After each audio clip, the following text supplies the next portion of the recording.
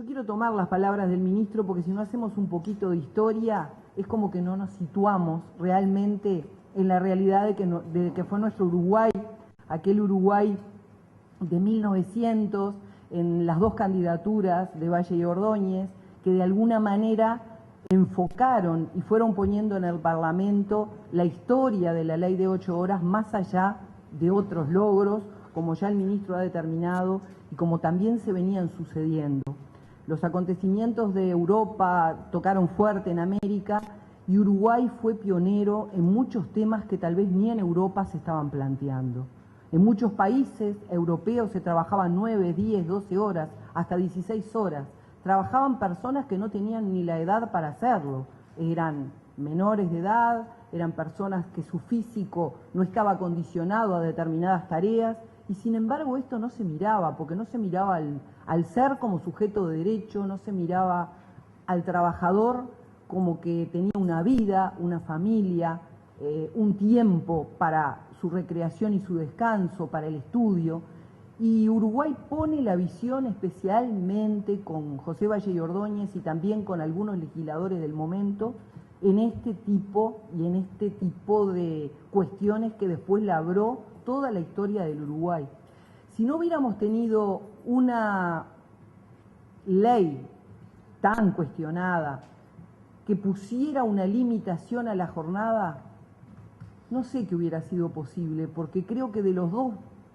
las dos partes, tanto de trabajadores y empresarios, hubiera sido tal vez llevada a un sin límites que no podría tener control. Por eso para nosotros es el homenaje que le queremos hacer, también va a ser el 17 de noviembre, que es el día de los 100 años, el homenaje que le queremos hacer a esta ley que crea el primer cuerpo de inspectores de trabajo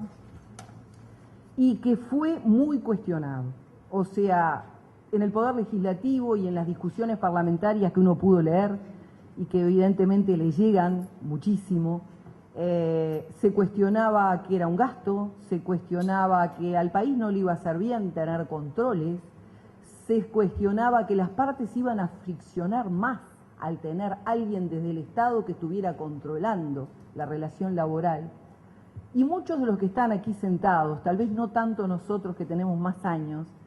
pero sí los que están aquí sentados y son todavía muy jóvenes, no pueden imaginarse un país en el que no existía un control, en que no existían las relaciones laborales y de que pronto se hacía todo metódicamente conforme el trabajador iba a su trabajo, no sabía cuándo volvía, no se sabía cuáles eran las condiciones de trabajo y no había el amparo de una gran capacitación que después más adelante, con el empuje de la enseñanza, con las enseñanzas varelianas de que fuera laico, y todo esto es lo que de alguna manera va forjando ese Uruguay de entonces. Ese cuerpo de 25 inspectores que de alguna manera se quería poner en manos de la policía, decían muy probablemente sería mejor, ya que tenemos los cuerpos policiales pagos, lo pusiéramos a cuidar este tipo de cosas. Otros decían, tal vez son los sindicatos, porque ya se empezaban a formar los primeros sindicatos, y eso está bueno, que controlaran, pero evidentemente en las palabras de muchos de aquel entonces, Domingo Arena, Manini Ríos, se entendió que no, que tenía que ser un cuerpo imparcial, pago por el Estado, cuestión de no verse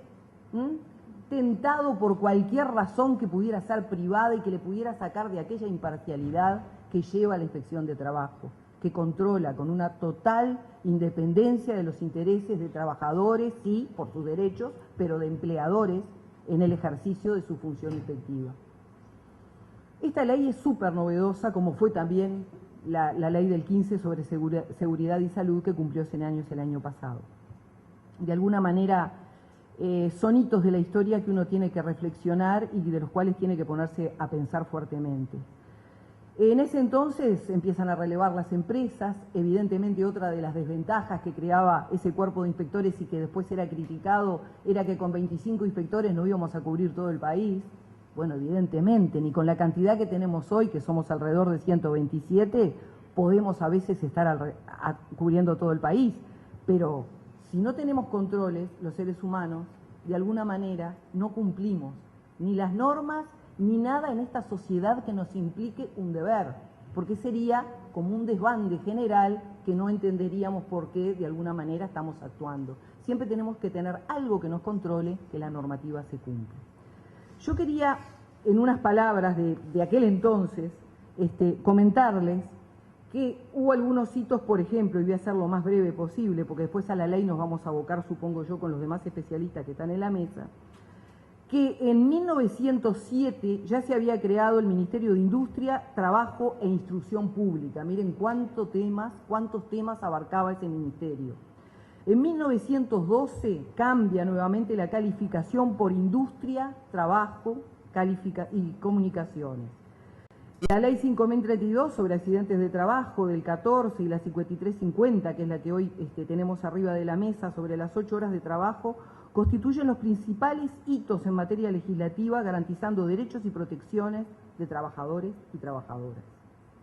Además de las conquistas logradas por los trabajadores agremiados, el proyecto de ley tuvo como inspirador a Valle de Ordóñez, que ya lo dijimos, y como vocero a Domingo Arena. Porque Domingo Arena tenía una sensibilidad muy especial, y al menos los que hemos leído algo de historia en este tema, los que nos interesa el tema, de tratar de buscar en las ideas de Valle cómo ponerlas en la práctica, cómo ponerlas en el papel y cómo hacerlas llegar a trabajadores y empresarios. Cuando Valle y Ordóñez habla y expresa sus ideas a través de Domingo Arena, o si no en algún discurso dice: todo hombre debe disponer cotidianamente de 8 horas para el sueño y el reposo, de 8 horas para ocuparse de sí mismo, de su familia, de sus amigos, de su país y el mundo en que vive, el resto del tiempo correspondería al trabajo. ¿Qué consecuencias tuvo la aprobación de esta ley? Muchos de sus contrarios decían que este sistema de 8 horas podía llegar a ser ruinoso, adverso, inconveniente, perjudicial, ridículo e incomprensible. Se había llamado hasta monstruoso, porque de aprobarse causaría perjuicios de orden superior, consecuencias funestas, y esto sería una revolución. Palabra revolución que a Valle no le gustaba mucho usar. Él era reformista, sí, pero quería la paz y la justicia social. Por tanto, nunca se le ocurriría una idea que de alguna manera pudiera poner al país, que venía de sus luchas internas, a una revolución. Lejos de su pensamiento estaba. El tiempo que estuvo sin ser presidente de la República, entre las dos presidencias, él vivió en Europa, conoció, iba y venía, conoció historias, conoció trabajadores, sindicatos, y eso lo fue minando de conocimientos y de insumos para luego poderlos verter en la segunda presidencia. Y bueno, un poco para redondear y después ir directamente a la inspección de trabajo, decirles que en otros países, como les decía, se trabajaban muchísimas horas. Los trabajadores entendieron que eran intereses personales y no la vigencia de la ley la que podría traer algún inconveniente, y que los encargados de ejercer la vigilancia estricta y colaborar con los inspectores podrían ser los propios ciudadanos. Esto es un poco la denuncia que hoy conocemos. Cuando nos llegan los sindicatos y nos dan a conocer vivencias que tienen problemas y que están minando al derecho laboral y al cumplimiento de sus normas, de alguna manera ya lo habían previsto en aquel entonces y decían: esos ciudadanos serían los que ayuden a los inspectores de alguna manera a conocer determinadas realidades, dado que ese inspector no iba a estar en todos los lugares. Para nosotros entonces como inspección de trabajo nace con la Constitución de 1967, cuando ya se separa